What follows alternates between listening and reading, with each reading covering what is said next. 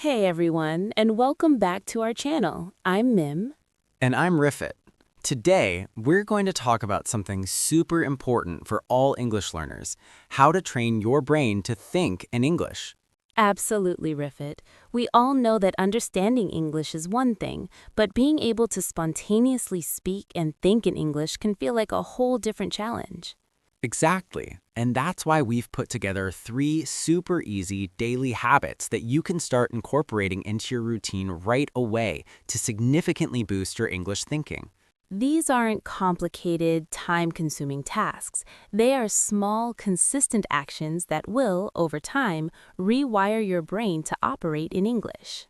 So, if you're tired of translating in your head or struggling to find the right words, stick around because this video is for you. And before we dive in, if you're new here, don't forget to hit that subscribe button and the notification bell so you don't miss out on any of our English learning tips and tricks. All right, are you ready to train your brain? Let's get started. Our first habit is all about passive listening. Now, this doesn't mean you have to sit down with a textbook and actively study. It means surrounding yourself with English as much as possible, even when you're doing other things. Think about your daily routine. What do you do? Maybe you're commuting, cooking, cleaning, or even working out. These are perfect opportunities to let English audio flow around you. You can listen to podcasts, audiobooks, English music, or even watch TV shows or movies in the background. The key here is to get used to the sounds, the rhythm, and the natural flow of the English language. Don't worry if you don't understand every single word. The goal isn't comprehension at this stage, it's exposure. Your brain is like a sponge, and the more English it absorbs, the more familiar it will become. For example, when you're driving, instead of listening to local radio, try an English podcast about a topic you enjoy. Or while you're cooking, put on an English playlist. This habit helps you internalize pronunciation, intonation, and common phrases without even trying. It's like learning your native language as a child. You heard it constantly before you could even speak it. So make it a point to have some form of English audio playing for at least 20-30 minutes every day, even if it's just in the background. This builds a foundational understanding and makes the language feel less foreign. Now, for our second habit, we move from passive listening to active engagement. This is where you start using English to describe your own actions and thoughts. It's called self-talk or narration. This is incredibly powerful because it forces your brain to actively search for English words and phrases to express your immediate reality. It bridges the gap between understanding and speaking. Start small. As you go about your day, narrate what you're doing in English. For instance, if you're making coffee, say to yourself, "Okay, I'm going to make a cup of coffee now. First, I need to get the coffee beans." Or when you're walking, you could say, "I'm walking down the street. The sun is shining today. I see a few people walking their dogs." This might feel a bit strange at first, but trust us, it works wonders. You can also use this habit to process your thoughts. If you're thinking about something, try to phrase it in English. For example, instead of thinking, "What should I have for dinner?" try to think, "What ingredients do I have? What can I cook tonight?" The key is to be consistent and try to do this at least 5 to 10 minutes every single day. Don't aim for perfection. If you don't know a word, try to describe it or make a note to look it up later.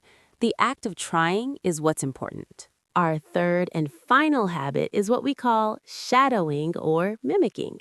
This is a more active form of listening and speaking combined. This technique involves listening to a short audio clip or a sentence from a native speaker and then immediately repeating it, trying to copy their pronunciation, rhythm, and intonation as closely as possible. You can find short clips from movies, TV shows, YouTube videos, or even dedicated shadowing exercises.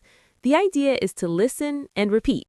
Listen and repeat. For example, you could take a sentence like, "It's a beautiful day, isn't it?"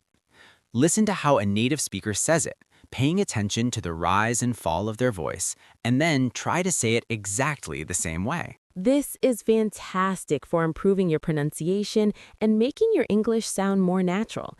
It trains your mouth muscles to produce the correct sounds. You can even record yourself and compare it to the original speaker. Aim for about 5 to 10 minutes of shadowing daily. You can even do this in conjunction with your passive listening.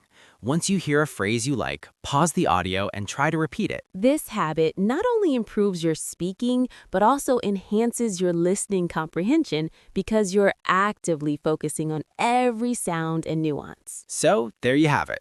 3 simple yet powerful habits to train your brain to think in English. Habit 1, passive listening. Surround yourself with English audio throughout the day. Active self-talk. Narrate your actions and thoughts in English. Habit 3, shadowing. Mimic native speakers to improve pronunciation and flow. The most crucial element for success with these habits is consistency. Don't expect overnight results. It's the daily, sustained effort that will lead to significant progress. Think of it like building any other skill, whether it's learning an instrument or getting fit. Small, consistent actions compound over time to create massive change. Try to integrate these habits into your existing routine. You don't need to carve out hours of extra study time. You can weave them into the moments you already have. Remember, the goal is to make thinking in English feel as natural as thinking in your native language. These habits are designed to get you there step by step. We often get asked, how long will it take? And the answer is, it varies for everyone. But by consistently applying these habits, you'll definitely start noticing a difference within a few weeks. What are your favorite ways to practice thinking in English? Let us know in the comments below. We'd love to hear your tips and experiences. And if you found this video helpful, please give it a thumbs up and share it with your fellow English learners. Thank you so much for joining us today. Keep practicing, stay consistent, and you'll be thinking in English before you know it. See you in the next video. Bye for now.